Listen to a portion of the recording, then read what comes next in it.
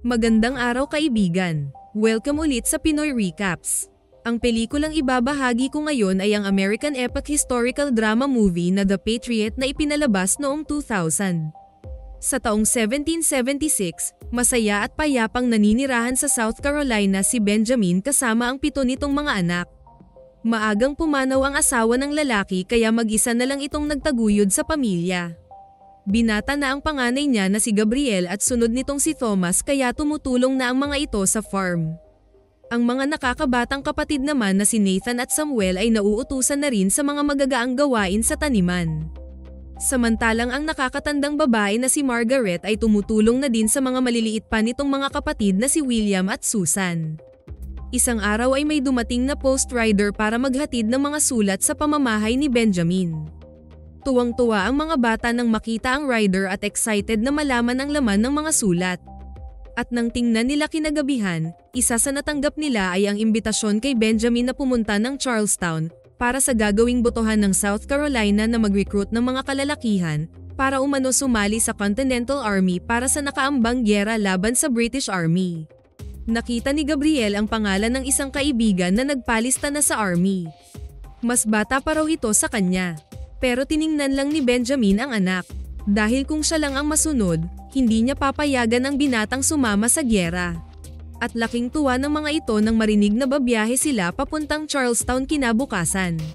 Pagdating nila sa bayan sinalubong agad sila ni Charlotte, ang kapatid ng yumaong asawa ni Benjamin.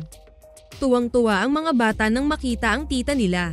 Kinagabihan nagsunog ang mga tao ng mga puppet ng British Army bilang pagpakita na handa silang labanan ang mga kalaban. Nang sumunod na araw, bago nagumpisa ang botohan, nagsalita muna si General Burwell na kailangan nila ang suporta ng South Carolina sa gyerang ito. Ngunit hati ang opinyon ng assembly tungkol dito. Nagsalita si Benjamin na 7 ang kanyang anak, paano na umano ang mga ito kung sasama siya sa pakipagdigma. Biglang may sumabat na naduduwag lang umano siyang makipaglaban, pero ang general ang sumagot dito. Isa umanong veterano si Benjamin sa French at Indian War, kaya alam nitong hindi karuwagan ang dahilan ng lalaki bakit hindi ito sang-ayon sa pakipagyera sa British Army. Nagpatuloy si Benjamin na hindi ito boboto dahil hindi umano solusyon ang pakikipaglaban. Ngunit sinagot siya ng colonel na matigas umano ang hari ng British. Gusto nitong sakupin sila kaya pakikipagdigma lang umano ang solusyon para sa kanilang kalayaan. Ilang oras ang lumipas, nanalo ang pabor sa recruitment ng South Carolina kaya laking tuwa ng mga residente sa resulta. At paglabas ni Benjamin, nakapila na si Gabriel para magpalista sa Continental Army. Sinabihan ng binata ang ama na magpapalista umano ito kahit hindi pa ito pinayagan. Naakala nito may prinsipyo si Benjamin na hindi nito gagamiting dahilan ang pamilya para makipaglaban. Sinagot nito si Gabriel na makakaintindi lang umano ito sa kanya pagdating ng araw na may sarili na itong pamilya. Paglipas ng mga taon, patuloy ang pakikipaglaban ng Continental Army sa mga British. Sa pamamagitan ng mga sulat ni Gabriel kay Thomas, nalalaman ni Benjamin ang update sa digmaan. Bumagsak na umano ang Charlestown sa kamay ng mga kalaban. At lumipat na sa ibang lugar ang tita nilang si Charlotte. Natalo na umano sila sa laban.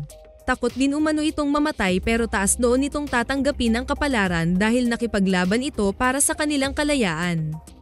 Isang araw, habang hinahabol ng mga bata ang tumakbong kabayo patungo sa tabing ilog, natuklasan ng mga ito ang inanod na bangkay ng mga sundalo. Bago dumilim ng araw na iyon, dinig na nila ang putukan ng mga kanyan sa di kalayuan.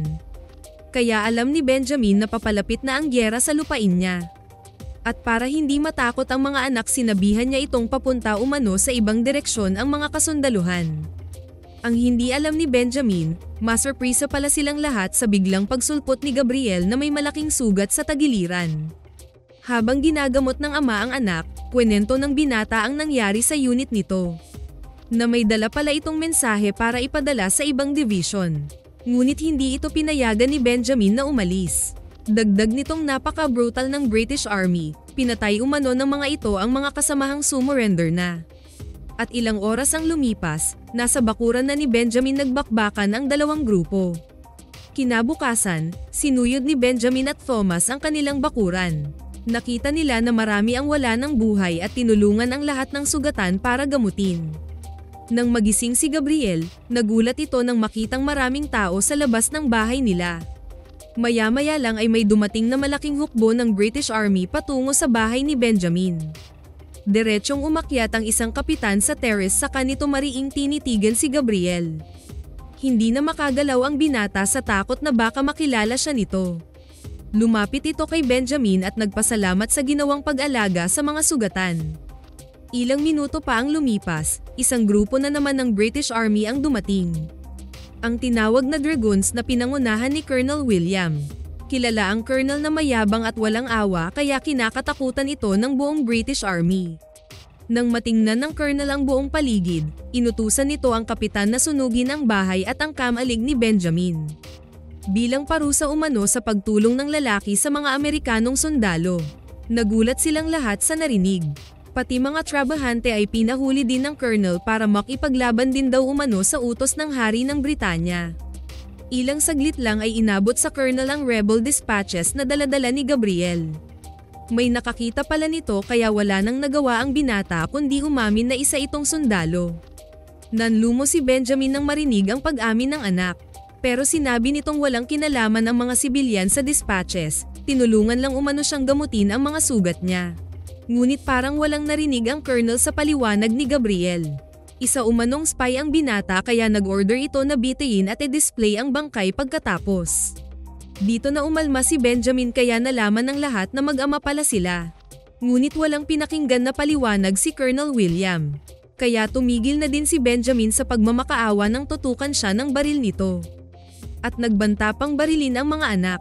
Pagkatapos ay inutos nitong barilin lahat ng mga sugatang Amerikano na kinagulat ng kapitan. Ginawa lahat ni Benjamin na idaan sa mabuting usapan para walang dam-anak na dugo pero biglang tumakbo si Thomas palapit sa mga sundalong may hawak sa kuya niya. Bago pa man sila makakilos, binaril na ng Colonel ang batang lalaki. Dito na tumigil ang mundo ni Benjamin. Napalingon na lang si Gabriel sa bunsong kapatid ng Hill Ancient ng Briton. Kasunod nito ay sinimulan ng sunugin ang buong bahay at pinagbabaril ang mga sugatang Amerikano. Naawa man ang kapitan pero wala rin itong magawa sa utos ng nakakataas. Nakita ni Benjamin ang mga tinggang sundalo na laruan ni Thomas.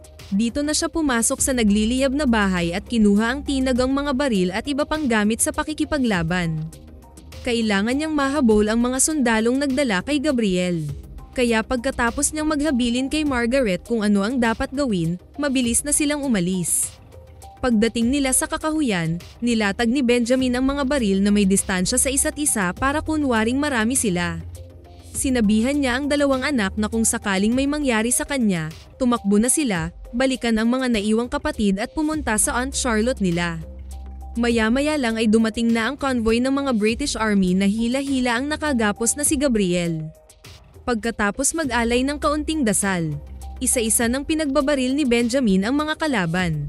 Sumunod din si Nathan. Nang iilan na lang ang natirang kalaban, mano-mano na itong inatake ng lalaki.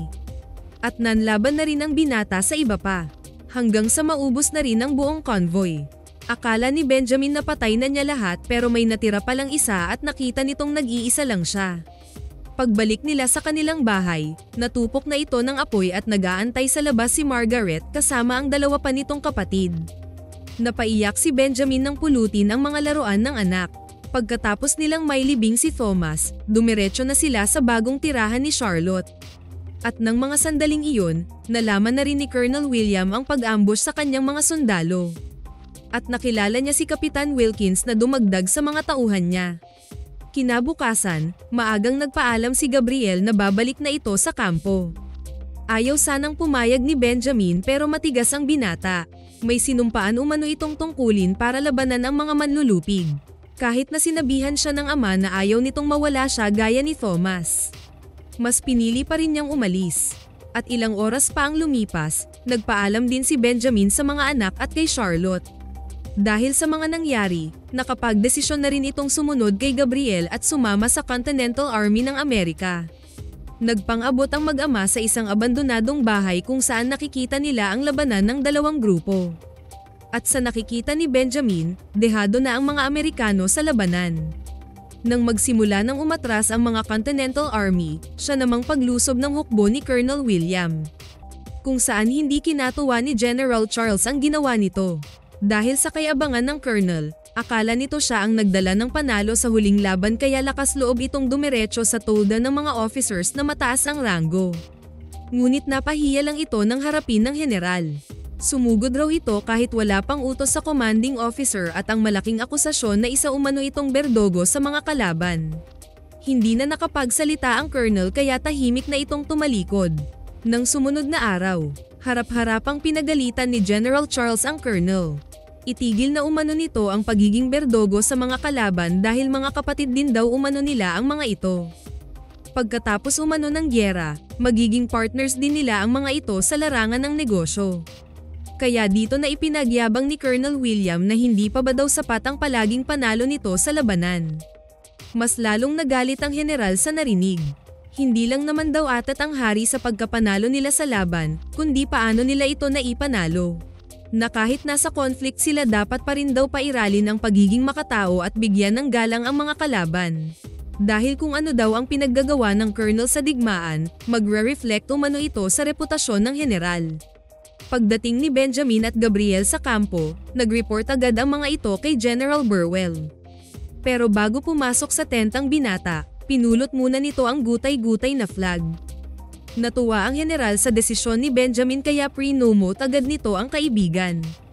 At para mapanatag ang loob nito, inilagay niya si Gabriel under sa command ng ama. Dahil mga militia ang magiging tauhan ni Benjamin, kailangan nila ang tulong ni Major Jean na isang French para matrain ang mga sibilyan sa pagiging sundalo. Kaya sinimulan kaagad nilang puntahan ang mga lugar kung saan pwedeng mag-recruit ng mga ordinaryong mamamayan para sumali sa militia. Hindi madaling mangumbinse ng mga sibilyan. Pero dahil nanganganib ang kanilang kalayaan, marami din ang gustong makipaglaban. At nang makita ulit ni Gabriel si Anne na kaklase niya noong elementary, nagpaalam siya sa ama ng babae na susulatan umano niya ang anak nito. Natuwa ang dalaga sa narinig.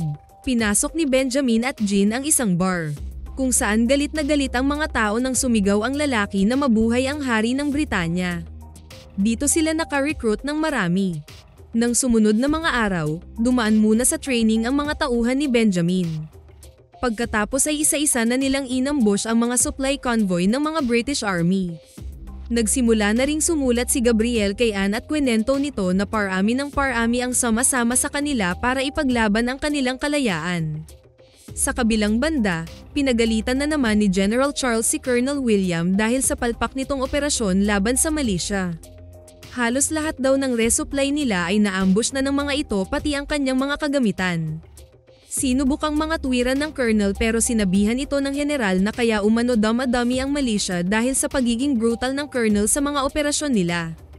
At ang pagkaroon daw umano ng leader na multo na ang tinutukoy nila ay walang iba kundi si Benjamin. Isang araw, hinaranggan ng grupo ni Benjamin ang convoy ng mga Briton. Ngunit ang hindi nito alam, isa palang trap ang convoy. Dahil maya-maya lang ay nagsilabasan na ang ibang nakatagong sundalo sa likod. At sa di kalayuan ay papalapit na din ang mga dragoons ni Colonel William. Dito na umatras ang mga militia.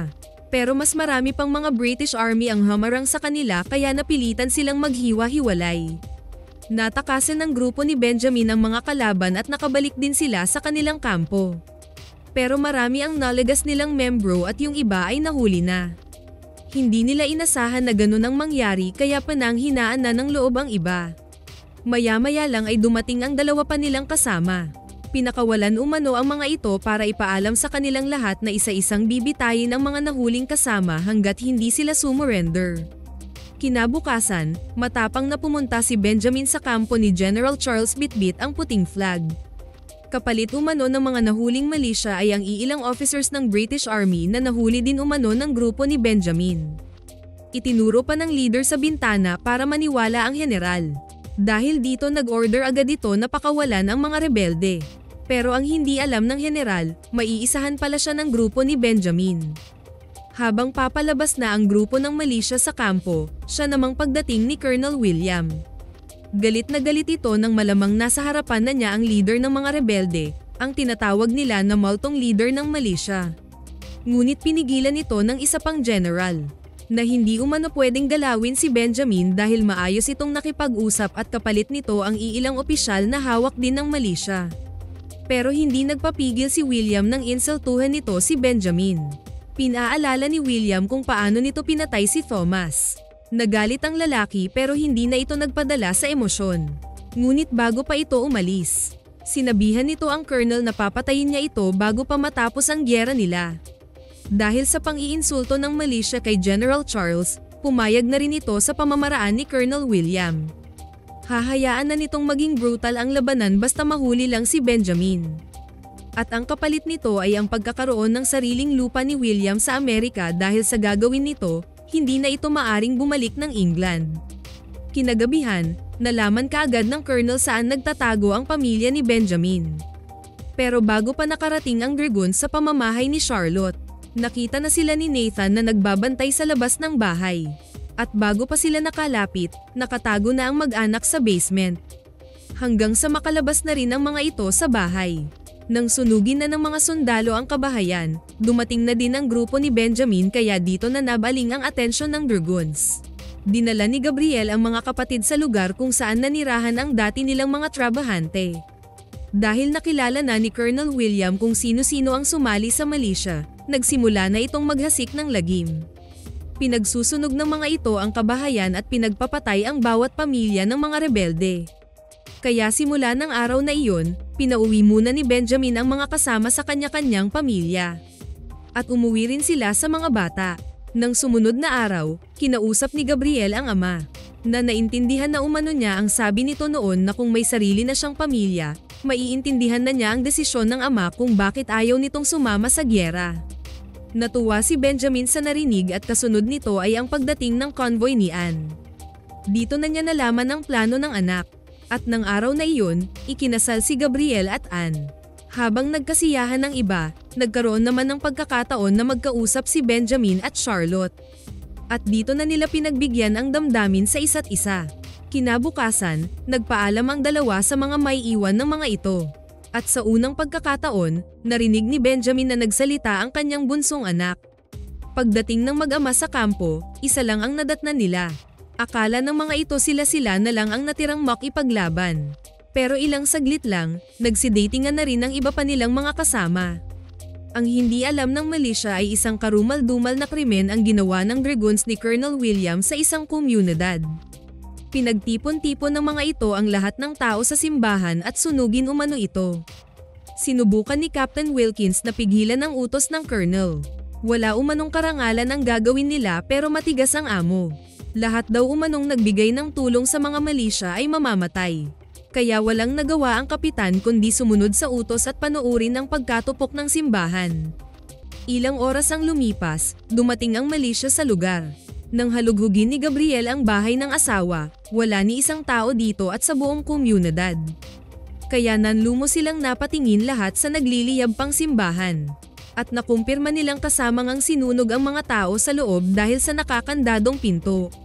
Habang inilibing nila ang mga natirang bangkay, nakita ni Benjamin ang kwentas na niregalo nito sa manugang. At nang mga sandaling iyon, nakaalis na ang grupo ni Gabriel para sugurin ang mga Briton. Naabutan ng mga ito ang dragoons na nagpapahinga sa tabing ilog. Nagkabarilan ang dalawang grupo. Walang takot si Gabriel sa mga kaharap dahil gusto nitong mapatay si Colonel William.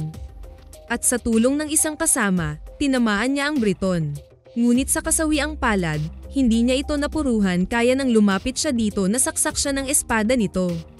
Pagkatapos ay mabilis na tumakas ang colonel. Maya-maya lang ay dumating na si Benjamin at naabutan pa nitong naghihingalo ang anak.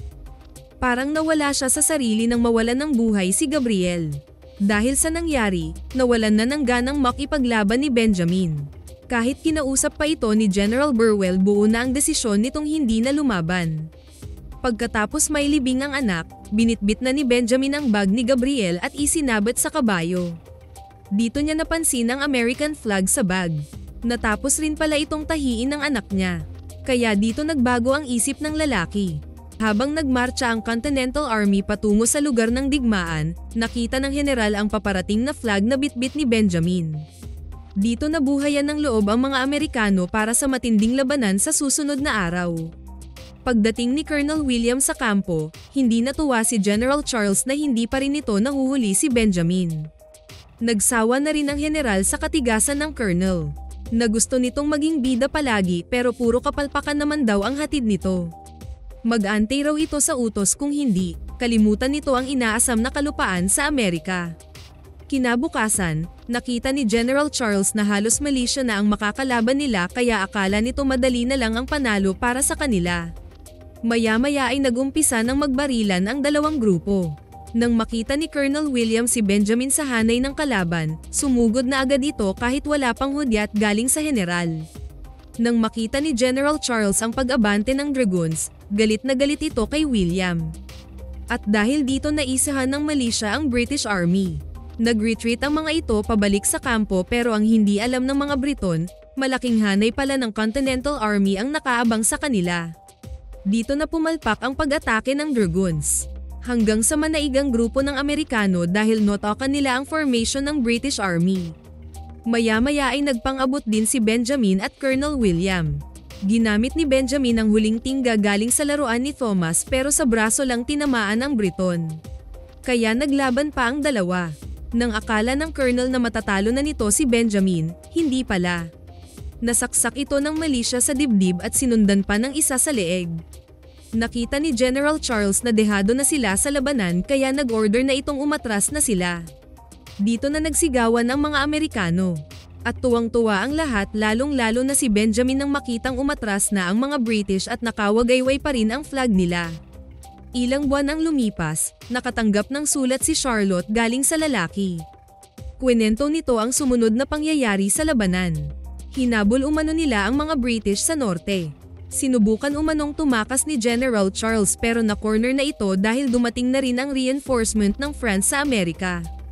Kalaunan ay sumurrender na rin ng tuluyan ang British Army. Dahil dito nagsiuwian na rin ang mga kasama niya sa Malaysia at susunod na rin daw umano siya.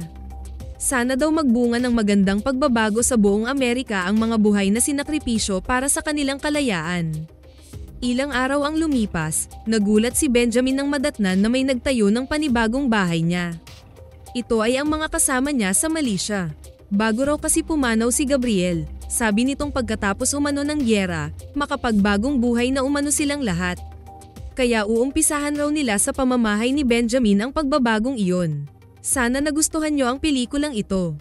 Maraming salamat sa inyong panonood. Kita-kits tayo sa susunod na video.